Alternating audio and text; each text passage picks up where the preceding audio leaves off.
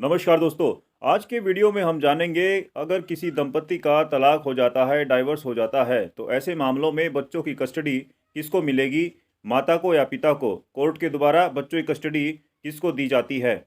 दोस्तों, कस्टडी मिलने की क्या प्रक्रिया होती है और कोई व्यक्ति तलाक डाइवोर्स हो जाने के बाद अपने बच्चे की कस्टडी कोर्ट से कैसे ले सकता है। बच्चों की कस्टडी निम्नलिखित आधार पर कोर्ट के द्वारा निर्धारित की जा सकती है।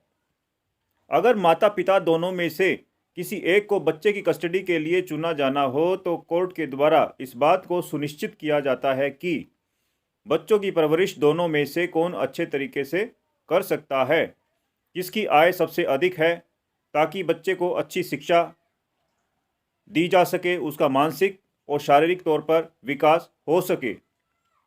तभी कोर्ट बच्चों की कस्टडी माता पिता में से किसी एक को देता है। अगर कोर्ट को लगता है कि माता पिता दोनों में कोई भी बच्चे की कस्टडी लेने के योग्य नहीं है, तब कोर्ट बच्चे की कस्टडी किसी तीसरे पक्ष को प्रदान करता है। बच्चों की कस्टडी निम्नलिखित प्रकार की होती है। Physical custody. दोस्तों, इस कस्टडी में तलाक के बाद कोर्ट माता पिता दोनों में से किसी एक को प्राइमरी गार्डियन बनाता है। दूसरे के लिए कोर्ट के द्वारा एक तारीख फिक्स कर दी जाती है, निर्धारित कर दी जाती है। उसी दिन को वह बच्चे से मिल पाएगा।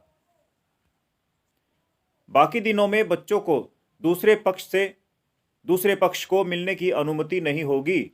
बच्चा अपने प्राइमरी गार्डियन के पास ही रहेगा। दोस्तों, अगली कस्टडी होती है संयुक्त कस्टडी, जिसे जॉइंट कस्टडी भी कहा जाता है,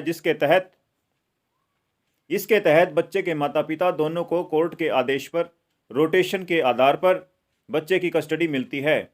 इसमें बच्चा एक निश्चित अवधि के लिए, एक फिक्स टाइम के लिए बारी बारी से माता पिता दोनों के पास जाता है, ताकि माता पिता दोनों से बच्चा मिल सके, दोनों के साथ समय बिता सके। लीगल कस्टडी के अंतर्गत माता पिता में से कोई एक पक्ष कानूनी तौर पर बच्चे के जीवन से जुड़े हुए सभी प्रकार के अहम फैसले ले सकता है। 18 साल की उम्र न होने तक माता पिता में से कोई एक शिक्षा, आर्थिक, वित्त, धर्म और मेडिकल जरूरतों के बारे में बड़ा फैसला ले सकते हैं। Sole custody. जब बच्चे के माता या पिता में से कोई स्वास्थ्य रूप से फिजिकली अनफिट होता है, तो ऐसे में दूसरे पक्ष को बच्चे की कस्टडी दे दी जाती है, जो बच्चे का ध्यान अच्छी तरह से रख सके। इसके अलावा अगर बच्चों को किसी एक माता या पिता से कोई खतरा हो तो कोर्ट दूसरे पक्ष को बच्चे को पूरी कस्टडी दे सकता है। Third party custody. यदि बच्चे के माता पिता दोनों की मृत्यु हो जाए तो इस स्थिति में, इस कंडीशन में, या कह लें कि दोनों की हालत ठीक ना हो, ऐसे में बच्चे की कस्टडी कोर्ट के आदेश पर किसी तीसरे पक्ष को दे दी जाती है, जो बच्चे की देखभाल कानूनी संरक्षण में अच्छी तरह से करेगा। उदाहरण के लिए जैसे दादा दादी को, नाना नानी को, या कुछ मामलों में अनाथ आश्रम को।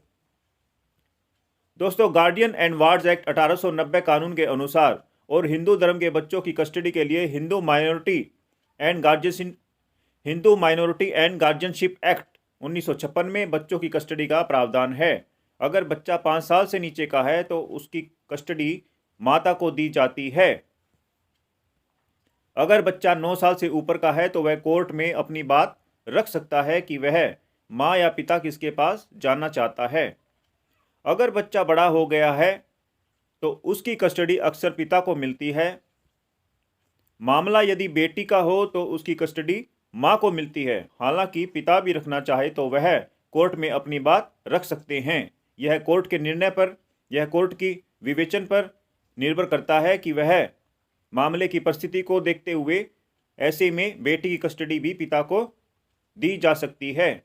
दोस्तों, कानून की जानकारी वाले ऐसे ही वीडियोस पाने के लिए आपसे अनुरोध है कि आप कानून टुडे सुपरफास्ट को सब्सक्राइब करें। धन्यवाद।